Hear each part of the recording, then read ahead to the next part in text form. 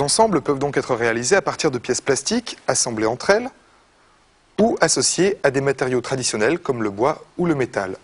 Prenons un exemple concret. Ce cendrier pour automobile a été réalisé par assemblage de toutes ces pièces en matière plastique, en métal ou en feutrine.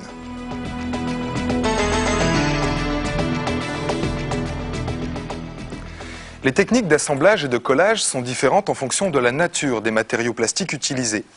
Dans le cas d'un thermoplastique, par exemple, une source de chaleur est suffisante pour obtenir le ramollissement des pièces en surface et permettre leur soudage. En revanche, dans le cas de ces pièces en thermodure, on ne peut pas les souder par la chaleur, car le matériau ne se ramollit pas. Et puis, vous avez certainement déjà remarqué que lorsque vous vous frottez les mains, comme ça, leur température s'élève, et cet appareil vous en donne la mesure. Eh bien, ce phénomène physique est exploité dans certaines techniques de soudage que vous découvrirez tout à l'heure. Après les phénomènes physiques, intéressons-nous aux phénomènes chimiques qui permettent l'assemblage des pièces.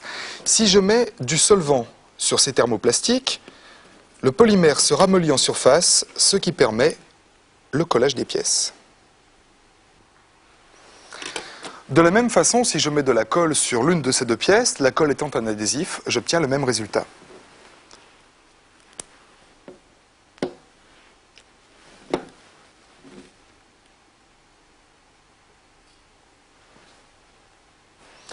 Concernant les phénomènes mécaniques qui permettent aussi l'assemblage des pièces, vous entendrez parler, par exemple, de déformation élastique, de mémoire élastique ou d'emmanchement forcé.